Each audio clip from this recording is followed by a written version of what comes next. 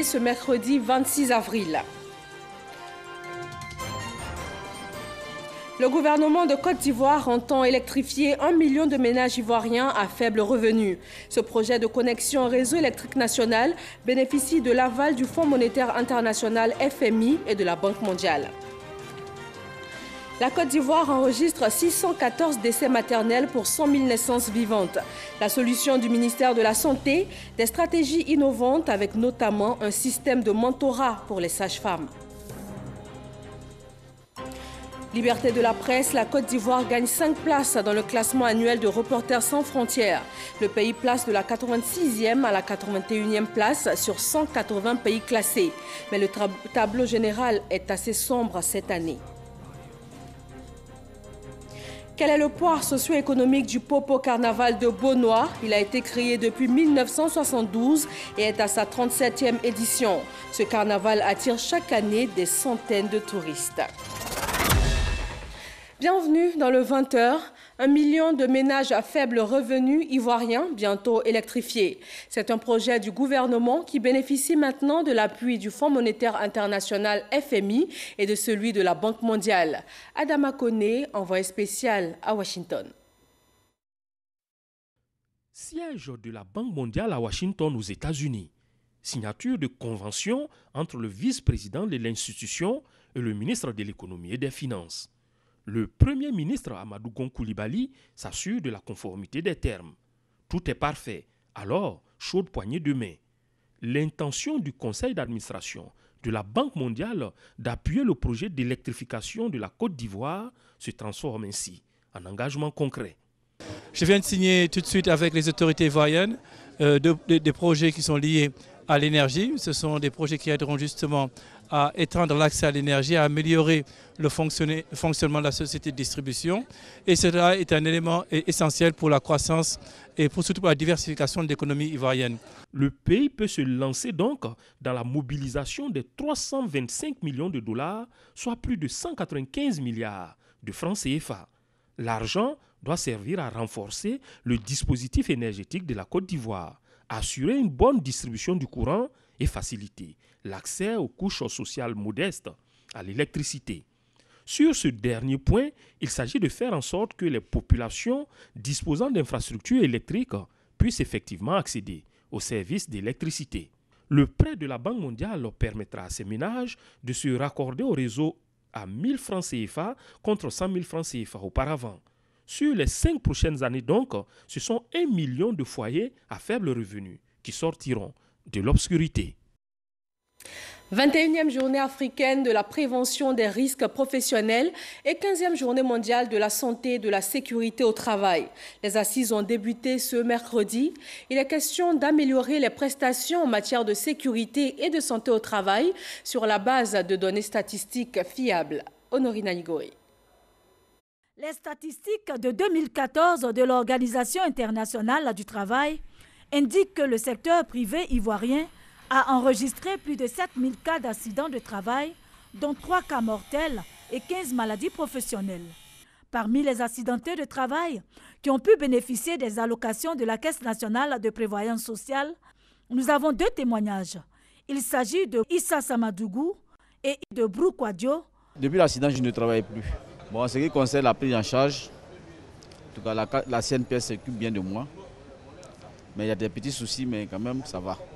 C'est le manque de prévention qui m'a rendu aujourd'hui déficient corporel, qui m'a rendu aujourd'hui accidenté du travail.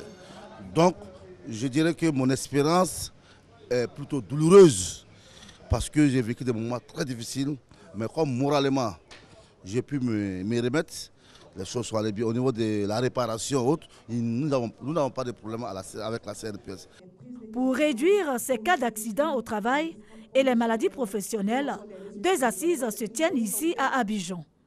Il s'agit de la 21e journée africaine de la prévention des risques professionnels et de la 15e journée mondiale de la santé et sécurité au travail. La prise en charge commence dès le jour même de l'accident, avec l'employeur qui a obligation de faire soigner les travailleurs victimes d'accidents du travail, par exemple, immédiatement. Et puis ensuite, lorsque le travailleur est déclaré à la Caisse nationale de prévoyance sociale, la Caisse nationale de prévoyance sociale va prendre des mesures pour pouvoir donc prendre en charge, continuer les soins du travailleur et compenser les pertes de salaire que le travailleur peut avoir. Mais au-delà de tout, ce qui importe en milieu de travail, c'est de prévenir le risque. Ces journées offrent l'occasion de mettre en évidence, tant au niveau national, sous-régional qu'international, les questions de sécurité et de santé au travail.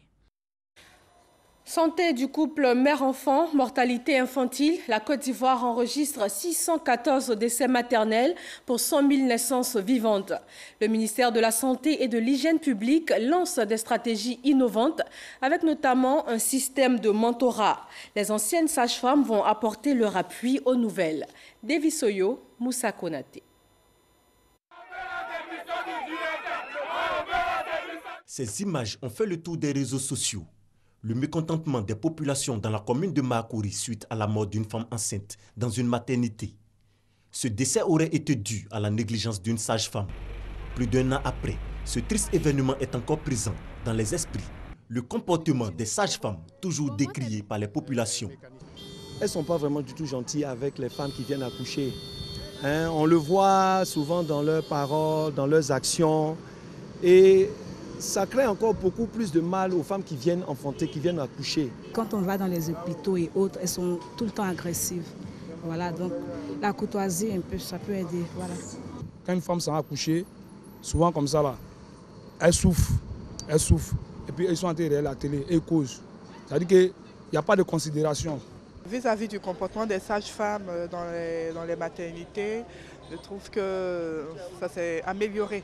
Voilà, parce que maintenant les femmes accouchent bien. Ils sont arrivés la nuit, mais en tout cas, elles étaient gentilles à moi.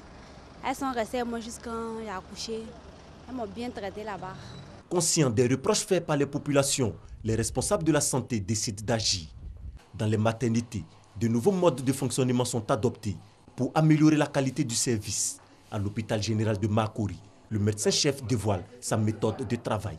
Nous avons remis à l'entrée de l'hôpital les soins aux nouveau-nés, vers le fond des consultations prénatales et après les consultations prénatales que nous suivons selon le programme de la santé de la mère, les 4 consultations prénatales obligatoires, puis l'analyse et la conduite des femmes vers la salle d'accouchement. Le contact se passe bien. En majorité, les consignes sont respectées par nos patientes, puisque nous faisons la communication pour le changement de comportement. Donc elles suivent les conseils et elles respectent nos consignes. Selon la dernière étude diligentée par l'enquête démographique et de santé EDS, de 2008 à 2012, l'on enregistre 614 décès maternels pour 100 000 naissances vivantes, 38 décès de nouveau-nés et 108 décès infantiles pour 1000 naissances vivantes. Ces chiffres inquiètent. Le ministère de la Santé et de l'Hygiène publique engage de nouvelles stratégies. Un nouveau système voit le jour, le mentorat.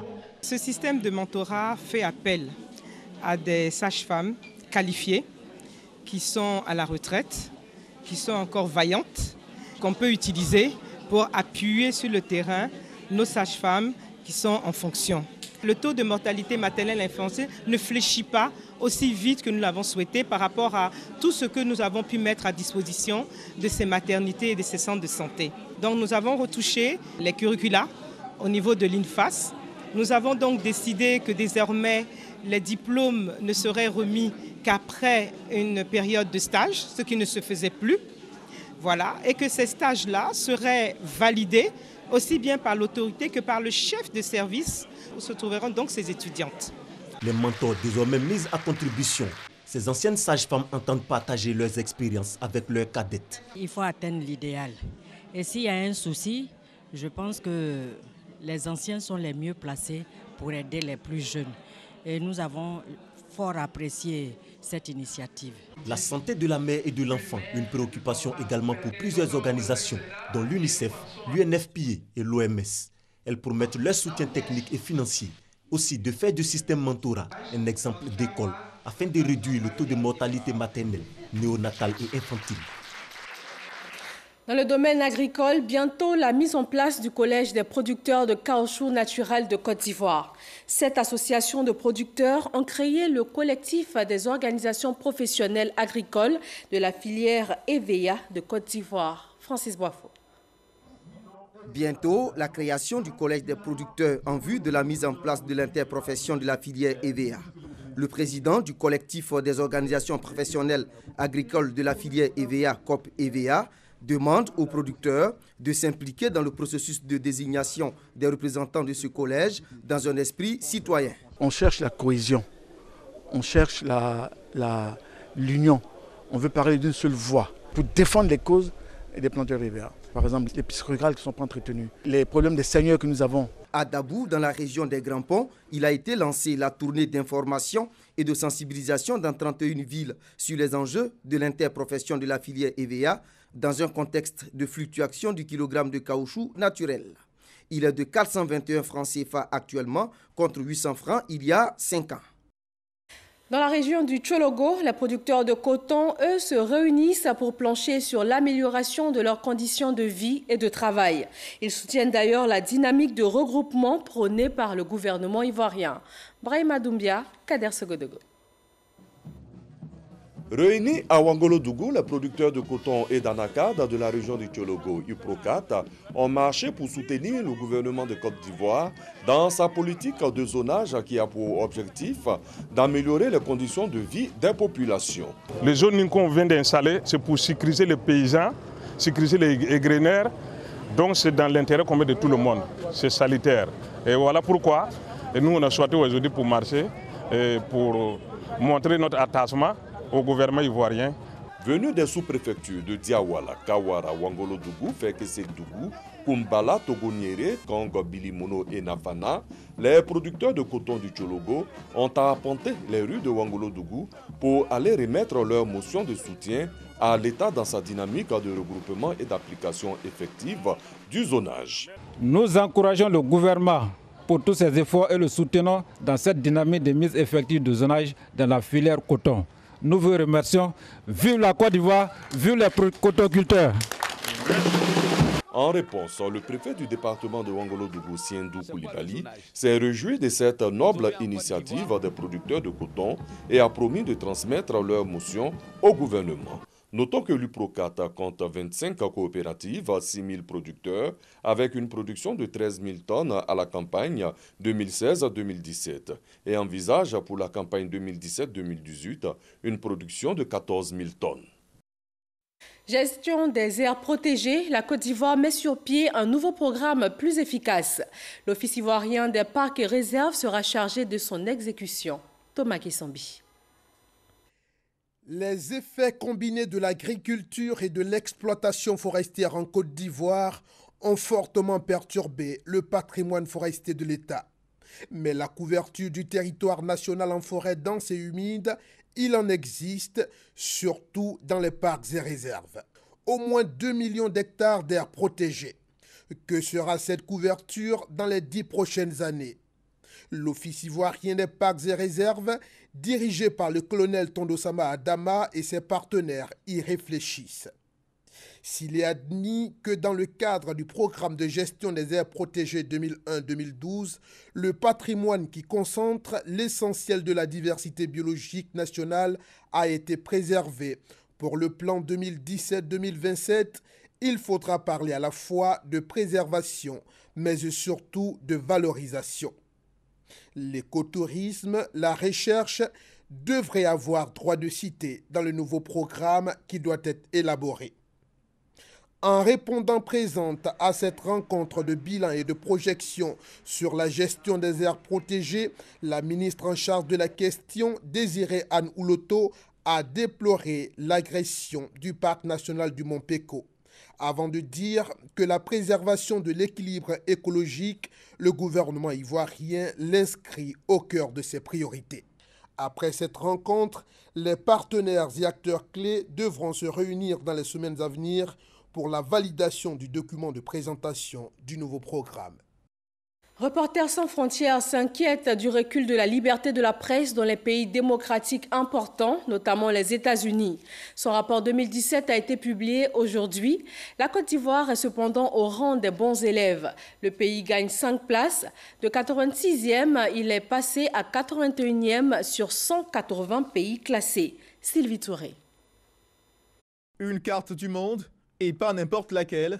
Elle représente le classement mondial de la liberté de la presse 2017, tel qu'établi par Reporters sans frontières. Le rouge pour les pays en situation difficile, le noir pour ceux en situation extrêmement difficile, l'orange et le blanc pour les pays qui connaissent une situation plutôt bonne.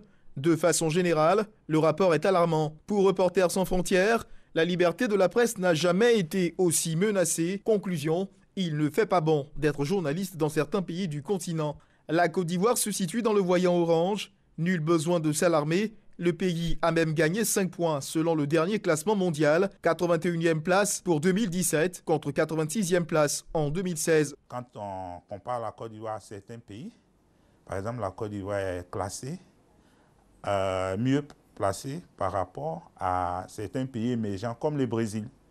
La Côte d'Ivoire est classée avant le Brésil qui doit être autour de la 141e place si mes souvenirs sont bons et de plusieurs grands pays émergents. Les conditions, c'est surtout tout l'environnement qui entoure l'exercice de la profession, qui permet à toute personne qui remplit les critères d'ouvrir un journal quand il veut et comme il veut, mais en restant toujours encadré dans les dispositifs législatifs. Toujours selon ce rapport, certains pays sont restés fidèles à leur addiction prononcée pour le bâillonnement de la liberté de la presse en Afrique. Des pays comme le Cameroun, l'Angola, le Mali, la République démocratique du Congo, le Tchad et le Burundi, pour ne citer que ceux-là, sont fichés rouges. La Chine, l'Iran, l'Arabie Saoudite, la Turquie, le Soudan, l'Égypte, zone obscure. Au Cameroun, une affaire fait grand bruit en ce moment. Ahmed Haba, correspondant en langue locale pour une chaîne étrangère, condamné à 10 ans de prison, reconnu coupable de non-dénonciation d'actes terroristes et de blanchiment du produit d'un acte terroriste. Le pays est 126e sur 180 au classement 2016. Pour 2017, il perd 4 points et occupe le 130e rang sur les 180 pays figurant au classement mondial de la liberté de la presse. De façon générale, la presse dans son ensemble est de plus en plus soumise au contrepoids politique. Un commentaire signé Herman Guivet. Ici en Côte d'Ivoire, la Direction générale de la décentralisation et du développement local rend hommage au préfet hors grade Parfait Gourou. Décédé le 25 avril 2016, il occupait le poste de directeur général de la décentralisation et du développement local. Une salle de conférence lui a été dédiée. Massokone Amsa Diaby. Gourou a fait le travail qu'on attendait de lui. La preuve, nous sommes là aujourd'hui pour le célébrer. Pour célébrer ce grand fonctionnaire qui a su se mouler dans la peau d'un directeur général de la décentralisation qui a su retenir l'attention de tous. Ce 25 avril 2017, un an jour pour jour après son décès, collaborateurs, amis et parents rendent hommage à Parfait Gourou. Vincent Toby, le directeur de cabinet du ministère d'État, ministère de l'Intérieur et de la Sécurité, au nom du ministre d'État Ahmed Bakayoko, salue la mémoire du préfet hors grade. Le nouveau directeur général de la décentralisation et du développement local, lui, invite ses collaborateurs à continuer le travail abattu par le défunt. Le DG Parfait Gourou est une personnalité qui nous a tous formés. Nous avons grandi à ses côtés. Succéder donc à une telle personnalité n'est pas chose facile. Nous entendons donc construire sur les acquis du DG Parfait Gourou. Une salle de conférence est dédiée à Parfait Gourou au sein de la direction qu'il a gérée durant plus de 8 ans. Haut fonctionnaire au ministère de l'Intérieur, il fut préfet de Daoukro avant d'être nommé à ce poste en mai 2007. Mais avant, Parfait Gourou était directeur de cabinet de Bamba-Cheikh Daniel, alors ministre de l'administration du territoire. Parfait Gourou est élevé à titre posthume au grade de commandeur de l'ordre du mérite de la fonction publique. Dans l'actualité politique, le Rassemblement des Républicains RDR prépare son pré-congrès. Le président du comité d'organisation a présenté à la presse les grandes lignes de cette prochaine rencontre. Ahmed Traoré, Gabriel Zani. Le 3e congrès du RDR, Rassemblement des Républicains, c'est pour bientôt. Et lors de ces assises, militants et cadres du parti se parleront franchement, mais en toute responsabilité. En prélude à cet événement se tiendront du 27 au 30 avril les pré-congrès. C'est cette information qu'a donnée Adama Bictogo lors de la conférence de presse tenue ce mercredi. Selon le président du comité d'organisation, la reconquête des militants et la valorisation de la jeunesse du parti seront un enjeu majeur des pré-congrès. Ces pré-congrès et ce congrès sont l'occasion pour nos militants de s'exprimer librement, de faire valoir toutes leurs préoccupations et qu'ensemble, dans une gestion participative, nous puissions annoncer à travers le 3e congrès le renouveau du RDR. Ce renouveau qui, en n'en point douter, va donc définir les objectifs de notre parti, mais surtout ce renouveau qui va faire du RDR un parti fort. Pour Adama Bictogo, les résolutions des pré-congrès seront prises en compte lors des travaux du congrès. Le PDCI RDA réaménage son bureau exécutif. Jean-Louis Billon fait son entrée au secrétariat exécutif avec les cadres Pierre Ndri, Théodore Baudy et le patron du quotidien Nouveau Réveil, Denis Cazian. Le point de ce réaménagement avec Sidonie Davila. De 26, le secrétariat exécutif du PDCI RDA, le Parti démocratique de Côte d'Ivoire, passe à 28 membres désormais. 4 personnalités font leur entrée. Secrétaire exécutif chargé des études, de la prospective et de la propagande, Jean-Louis Billon. Secrétaire exécutif chargé des commissions techniques nationales, Ndri Kwadio Pierre Naxis. Chargé des relations avec le groupe parlementaire PDCI, Baudy Kwasi Théodore. Secrétaire exécutif chargé du bulletin de liaison du parti, Denis Cazian. Dans cette nouvelle configuration, 6 personnalités changent de portefeuille. Leni Songi Koulibaly, Serim Big Gessan Priva, Madame Marie Amatewa, Madame Ndjore Aya Adel, Siloué Cagnon, Kwaku Ambonoa lui. Cette réforme du secrétariat exécutif répond aux besoins de redynamisation du PDCI RDA, le premier-né des partis politiques en Côte d'Ivoire. Élection présidentielle en France, la campagne du second tour s'accélère avec la visite des 2 candidats sur le site d'une usine menacée de fermeture et aussi la présentation des nouvelles affiches et slogans de campagne de Marine Le Pen et d'Emmanuel Macron. Michel Digré. C'est cette usine de Whirlpool à Amiens, sous menace de fermeture, qui a mis le feu aux poudres ce mercredi à la campagne pour le second tour de la présidentielle française.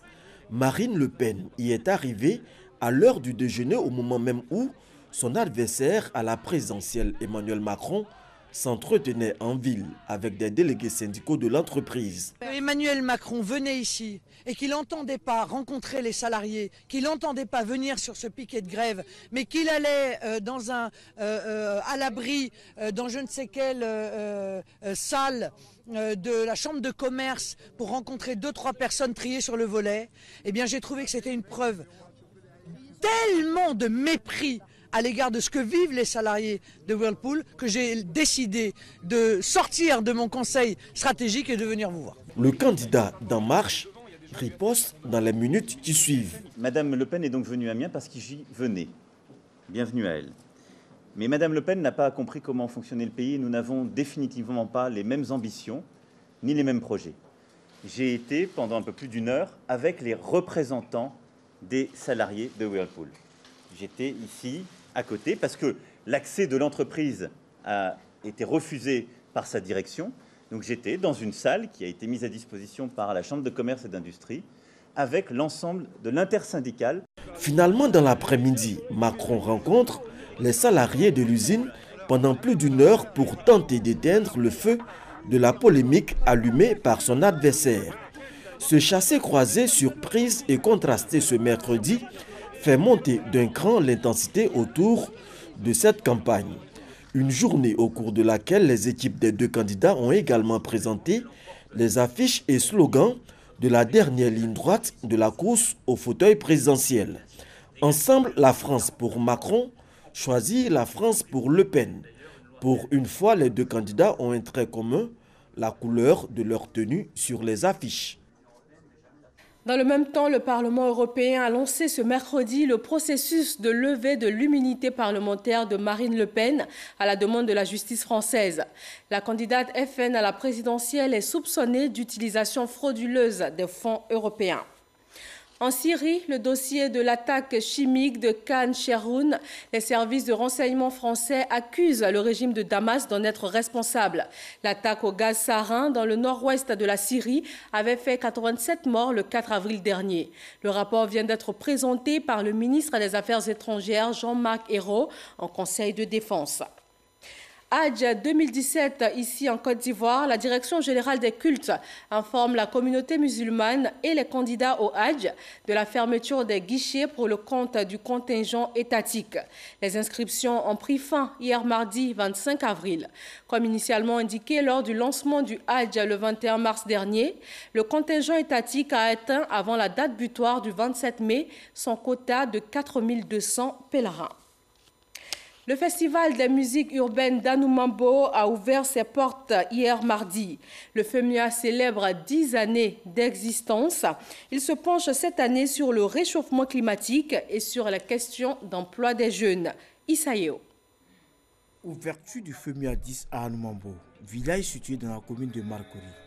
Pendant 5 jours, les populations abidjanaises vont vivre au son, au rythme de leurs artistes préférés et des conférences, notamment sur les questions de l'emploi jeune et du changement climatique. La problématique du réchauffement de la planète est une question qui se pose avec acuité depuis des années. L'Afrique tout entière pollue moins que l'État du Texas.